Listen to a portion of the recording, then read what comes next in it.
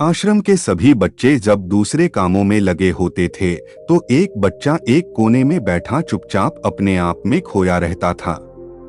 वो अक्सर किसी से ज्यादा बात नहीं करता था। आश्रम की सभी जिम्मेदारियां पूरी करने के बाद जहां सभी बच्चे पूरे दिन की घटनाओं की चर्चा करने लगते हैं, वहीं पर वो शांत रहने वाला बच्चा एक बरगद के पेड़ के नीचे बैठकर ध्यान करने लगता।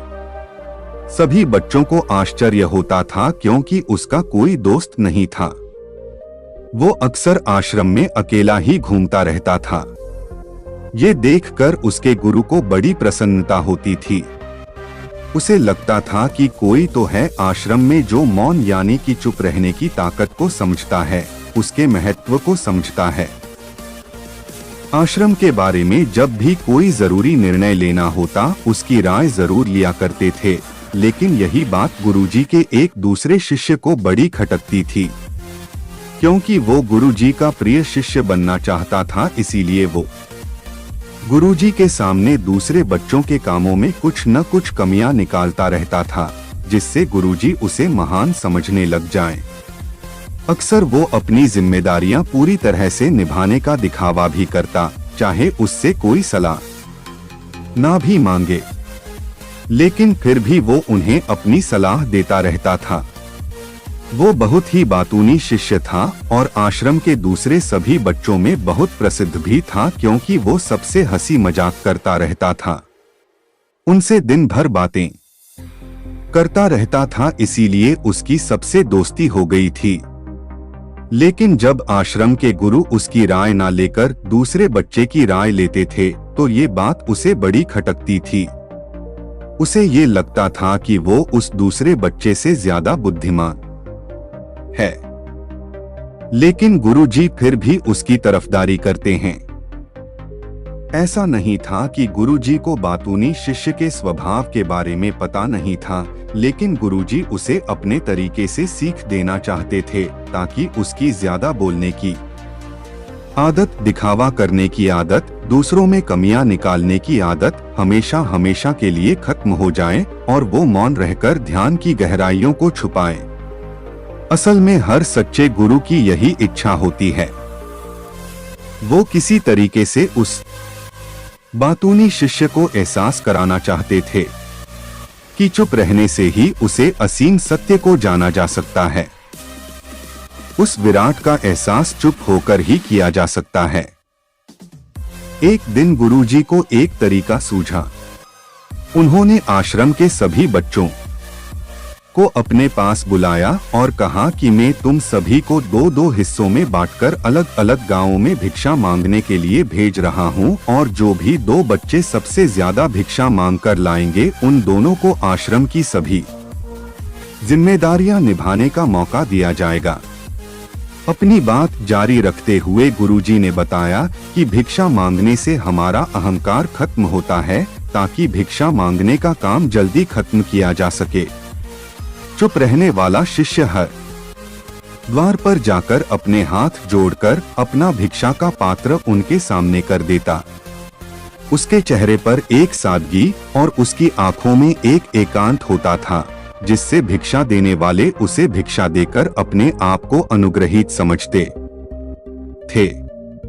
वहीं पर दूसरा बातूनी शिष्य हर द्वार पर जाकर उनको कुछ ना कुछ ज्ञान देने लगता था, जिससे ज्यादातर लोग उसे बिना भिक्षा दिए ही लौटा देते थे। पूरे गांव में भिक्षा मांगकर जब दोनों गांव के बीच में मिले तो बातूनी शिष्य ने देखा कि चुप रहने वाले शिष्य के पास उससे दुगुनी भिक्षा थी। ये देखकर उसे मन ही मन बहुत ठेस पहुंचा। लेकिन जब वो दोनों भिक्षा का सामान लेकर आश्रम की तरफ जा रहे थे, तब बातूनी शिष्य को एक चालाकी सूझी।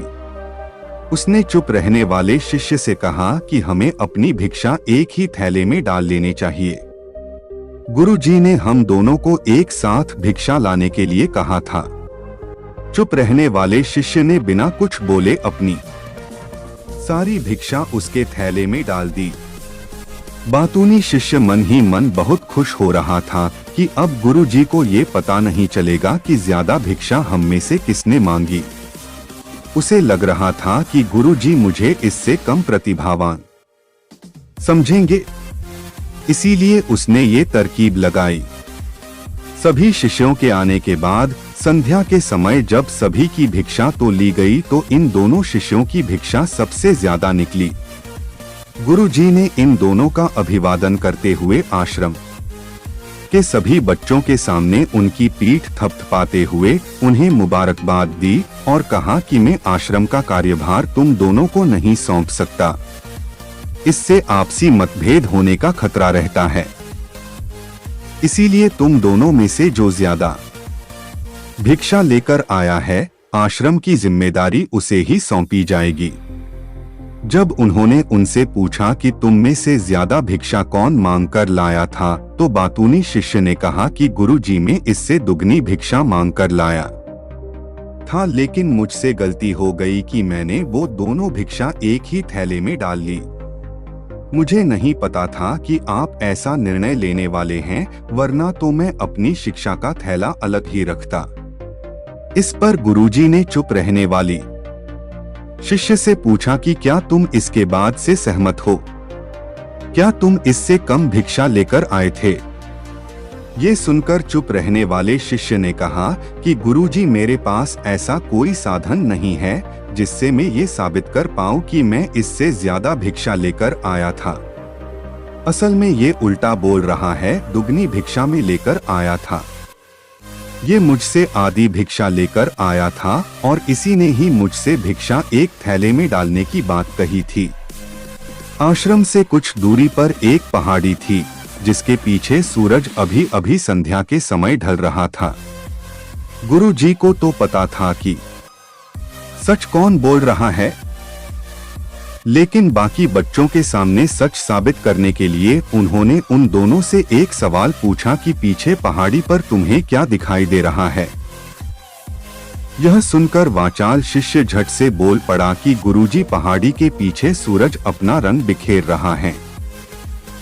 आसमान में लालिमा छाई हुई है। ये बहुत ही सुंदर दृश्य है। वो तो और भी बहुत कुछ कहना चाहता था, लेकिन गुरुजी ने उसे चुप करते हुए दूसरे शिष्य से जवाब जानने के लिए जब उसकी तरफ देखा तो उसकी आंखों में आंसू भरे हुए थे। श्रद्धा, भक्ति और प्रेम से उसकी आंखें भर आई थी। गुरुजी को उससे पूछने की जरूरत ही नहीं पड़ी। गुरुजी ने सभी बच्चों को संबोधित करते हुए कहा कि मैंने सवाल किया था कि पहाड़ी के पीछे तुम्हें क्या दिखाई दे रहा है।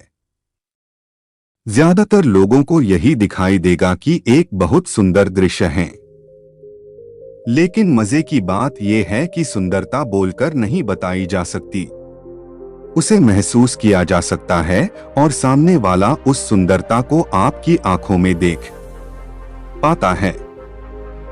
चुप रहने वाले शिष्य की तरफ इशारा करते हुए गुरुजी ने कहा कि असल में सुंदरता इसी बच्चे ने देखी है। दूसरे बच्चे ने सिर्फ सुंदरता की उपव्याख्या की है, लेकिन इसने वास्तविकता में उस सुंदरता को डोट महसूस किया है। अपने आप को ऊंचा दिखाने की सभी कोशिशें नाकाम होती देख वाचाल शिष्य वहीं पर फूट फूट कर रोने लगा। उसको चुप कराते हुए गुरुजी ने कहा कि बेटा, मुझे पहले से पता था कि तुम झूठ बोल रहे हो, लेकिन मैं तुम्हें उस झूठ का एहसास कराना चाहता था। सभी बच्चों को संबोधित करते हुए गुरुजी ने बताया कि शब्द जाल की तरह होते हैं। हमारे ज्यादा बोलने की वजह से बहुत सारी समस्याएं पैदा होती है। जब कोई आदमी एक बात को बढ़ा चढ़ाकर बोल देता है तो उसे सिद्ध करने के लिए वो शब्दों के जाल में फंसता चला जाता है और इसी वजह से अंतर्मुखी होने की बजाय वो बहिर्मुखी होता चला जाता है। वहीं पर जिस भी व्यक्ति को अपनी अंतर यात्रा करनी होती है, उसे सबसे पहले चुप रहना सीखना होता है। जरूरत से ज्यादा बोलना या फिर हर वक्त बोलते ही रहना, ये सब हमारी अंतर यात्रा में बाधा बन जाती है। जब आप चुप रहने का अभ्यास करते हैं तो आप अपने साथ वक्त बिताने लगते हैं, जिससे कि आप अपने एकांत को जान पाते हैं। और एक बार अगर मन में एकांत स्थापित हो जाए तो आपकी आंखों में, आपके चेहरे पर वो सादगी, वो एकांत, वो स्पष्टता की झलक, सब कुछ सामने नजर आने लगता है। कुछ साबित करने को नहीं रह जाता, कुछ बताने को नहीं रह जाता, सब कुछ आंखों में देखा जा सकता है। चुप रहने वाले शिष्य की तरफ इशारा करते हुए गुरुजी ने कहा कि अभी जो दृश्य है इस बच्चे ने देखा, वो ज्यादा बोलने वाला आदमी कभी नहीं देख पाएगा। वो अपनी बुद्धि से तर्क वितर्क करता रहेगा कि उसे क्या क्या दिखाई दे रहा है, लेकिन उसमें से वो महसूस कुछ भी नहीं कर पाएगा। उसे दिखाई दे जाएंगे पहाड़, सूरज या फिर उसकी लालिमा, लेकिन उस सुंदरता को, उस विराट को, उस अद्वैत को वो कभी नहीं देख पाएगा। अगर चुप रहने की कला सीखनी है तो तुम्हें सबसे पहले एक बात ध्यान रखनी होगी कि तुम्हें किसी को भी प्रभावित करने की कोशिश नहीं करनी है।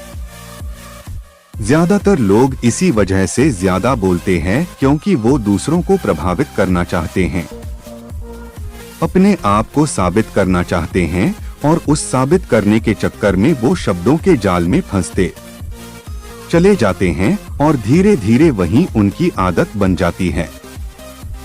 अगर कोई व्यक्ति दूसरों को प्रभावित करना चाहता है तो वो कितने लोगों को प्रभावित कर पाएगा? उसकी ये भूख बढ़ती जाएगी और वही संसार में सभी को कभी भी प्रभावित नहीं कर पाएगा। इसलिए यह समझने की बात होती है कि बहिर्मुखी होने की बजाय हम अंतर्मुखी होकर अपने आप को समझ सकते हैं। अपनी बातों को खत्म करते हुए गुरुजी ने अपना आखिरी संदेश दिया। उन्होंने बताया कि अगर कोई व्यक्ति ज्यादा समय तक चुप नहीं रह सकता तो उसे थोड़े समय से अभ्यास करना चाहिए। निश्चित संकल्प लेकर किसी व्रत की भांति दिन में कुछ समय या फिर हफ्ते में कुछ समय या फिर एक दिन चुप रहने का अभ्यास जरूर किया जाना चाहिए। इससे हमारी चुप रहने की आदत धीरे धीरे खुद ब खुद पनपने लगती है, क्योंकि एक बार जब हम चुप रहने लगते हैं तो हमें चुप रहने का आनंद पता चल जाता है। उसके बाद हमें प्रयास नहीं करना पड़ता, बल्कि हमारा मन आनंद की तरफ अपने आप बढ़ता चला जाता है।